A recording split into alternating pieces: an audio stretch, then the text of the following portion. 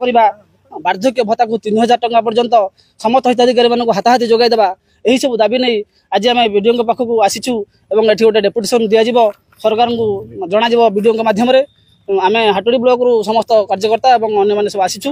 ହାଟୁଡ଼ି ବ୍ଲକର genuine demand କିଛି ରହିଛି, ଯେଉଁ ଡିମାଣ୍ଡ ଗୁଡ଼ିକ ହେଉଛି ମରୁଡ଼ି ଓ ଅଦିନିଆ ବର୍ଷାର କ୍ଷତିପୂରଣ ଦେବା, ମରେଗାଁ ଠାରୁ ବଳିପୁର ପର୍ଯ୍ୟନ୍ତ ରାସ୍ତାକୁ ପକ୍କା କରିବା, ସମସ୍ତ ବିଦ୍ୟାଳୟ ଏବଂ ସରକାରୀ ଦପ୍ତରରେ ଖାଲି ପଡ଼ିଥିବା ପଦବୀଗୁଡ଼ିକ ତୁରନ୍ତ ପୂରଣ କରିବା, ବାର୍ଦ୍ଧକ୍ୟ ଭତ୍ତାକୁ 3000 ଟଙ୍କା ପର୍ଯ୍ୟନ୍ତ ସମସ୍ତ ହିତାଧିକାରୀମାନଙ୍କୁ ହାତାହାତି ଯୋଗାଇ ଦେବା ଏହି ସବୁ ଦାବି ନେଇ ଆଜି ଆମେ ବିଡିଓଙ୍କ ପାଖକୁ ଆସିଛୁ ଏବଂ ଏଠି ଗୋଟେ ଡେପୁଟେସନ ଦିଆଯିବ ସରକାରଙ୍କୁ ଜଣାଯିବ ବିଡିଓଙ୍କ ମାଧ୍ୟମରେ।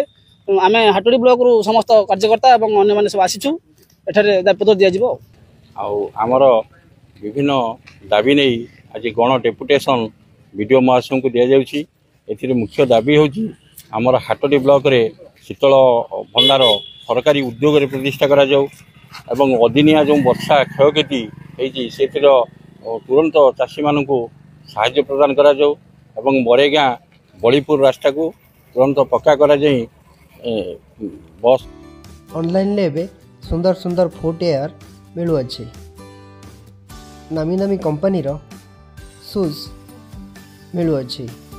ଡେରି ନକରି ଅର୍ଡ଼ର କରନ୍ତୁ ଏବଂ ଶସ୍ତା ଦାମରେ ଭଲ ଜୋତା କିଣିବାକୁ ଟ୍ରାଏ କରନ୍ତୁ, ଯାହା ଫ୍ଲିପକାର୍ଟ ଭଳି ନାମୀ ଦାମୀ କମ୍ପାନୀରେ ଏବେ ଉପଲବ୍ଧ ହେଉଅଛି ଏବଂ ଗୋଟେ କିଣିଲେ ତା ସହିତ ଆଉ ଗୋଟିଏ ଫ୍ରି ମଧ୍ୟ ମିଳୁଛି।